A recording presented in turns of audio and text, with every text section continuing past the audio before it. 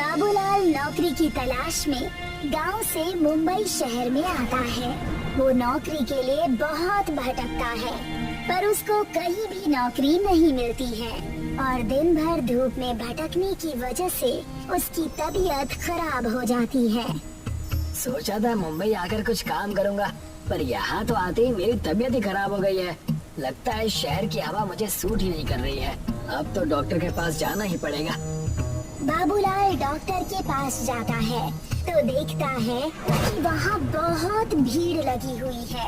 पूछने पर पता चलता है कि सभी लोग बाहर का खाना खाने से बीमार पड़ गए हैं। ये देखकर बाबूलाल के मन में एक विचार आता है। अच्छा तो ये बात है, क्यों ना मैं इन लोगों को खाना बना कर दूं, जिससे मुझे भी काम मिल जाएगा और इन लोगों को खाना। बाबूलाल डॉक्टर से अपने लिए दवाई लेता है और अपने घर आकर टिफिन सर्विस शुरू करने की तैयारी करता है। सबसे पहले जाकर वो किराने की दुकान से राशन खरीदता है। उसके बाद वो बर्तन वाले की दुकान से जाकर बहुत सारे टिफिन खरीदता है और खाना बनाना शुरू कर देता है। अच्छे से खाना पकाऊंगा तभी तो लोगों को मेरे हाथ का खाना पसंद आएगा, और साथ ही मुझे सफाई का विशेष ध्यान रखना होगा, तभी तो लोग स्वस्थ भी रहेंगे। बाबूलाल साफ सुथरे तरीके से खाना बनाता है और लोगों के घर घर जाकर टिफिन देता है। सभी को उसके हाथ का खाना बहुत पसंद आता है, इसलिए उसको और भी कई लोग टिफिन देने के लिए बोलते हैं।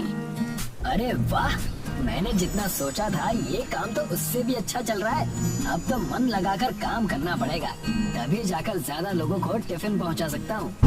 बाबूलाल बहुत मेहनत करता है, पर फिर भी वो ज्यादा लोगों तक टिफिन नहीं पहुंचा पाता, क्योंकि एक तो वो अकेला ही सारा काम करता है, राशन लाना, खाना पकाना और टिफिन पहुंचाना।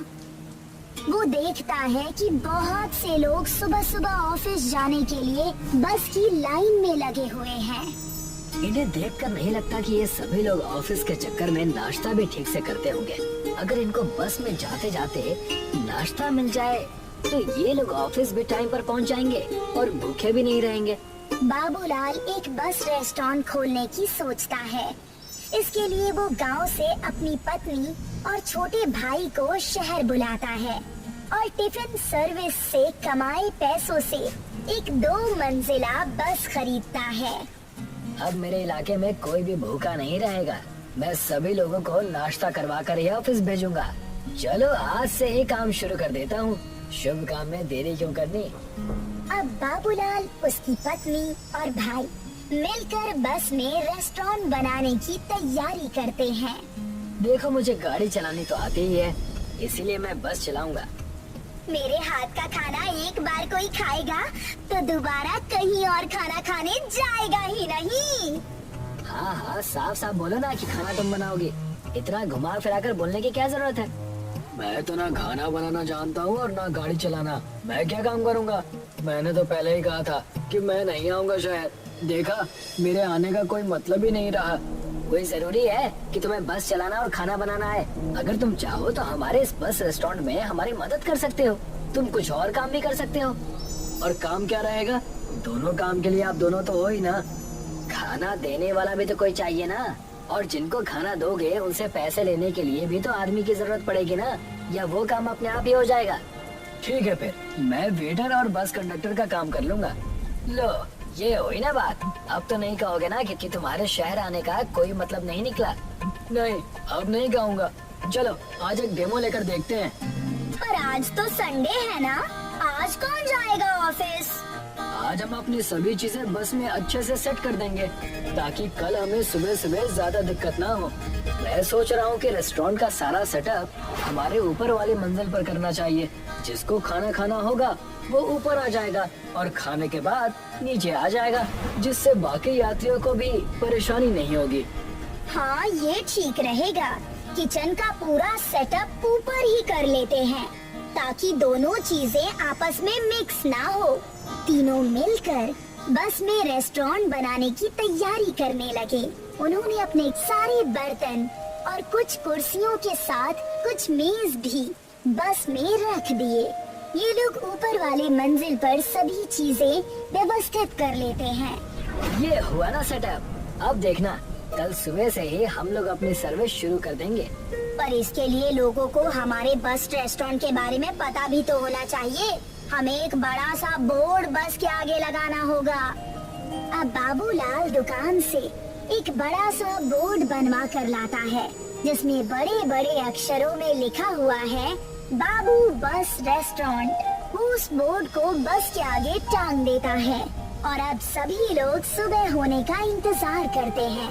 सुबह होती है पर कोई भी उनके बस रेस्टोरेंट में नहीं आता। ये देखकर सभी लोग निराश हो जाते हैं। ये क्या भैया, हमारी बस में तो कोई भी नहीं आ रहा है। अब क्या करें? करना क्या है? जाकर लोगों को बुलाना पड़ेगा। अब बाबूलाल और श्यामलाल दोनों मिलकर अपने बस रेस्टोरेंट के बारे में लोगों को बताने लगते हैं। देखिए भाई साहब, यहाँ पर भीड़ में बस का इंतजार करने से अच्छा है आप हमारी बस में बैठ जाइए। वहाँ आपको नाश्ता भी मिलेगा और आपको आपके ऑफिस भी पहुँचा देंगे। अच्छा, ऐसी कौन सी बस है जिसमें नाश्ता भी मिलने लगा है? बस रेस्टोरेंट है, आप चलिए तो सही, आपको सब पता चल जाएगा। वो आदमी अपने साथ अपने कई दोस्तों को लेकर बाबूलाल के बस रेस्टोरेंट में आता है।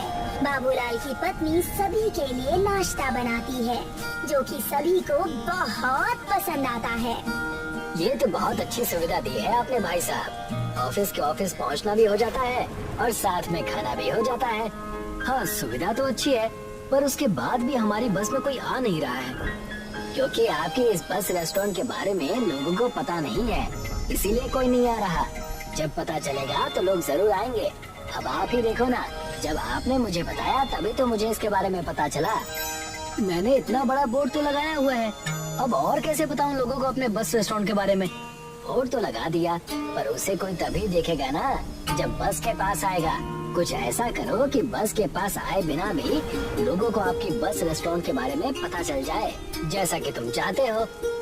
हाँ, ये सही रहेगा।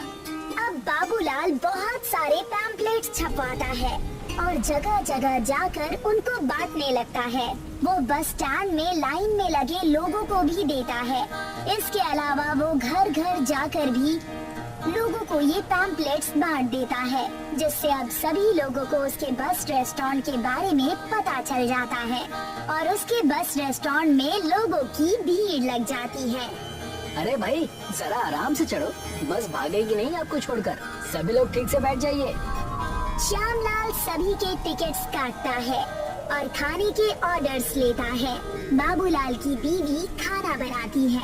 हम चारों के लिए एक एक आलू पराठा बना दीजिए।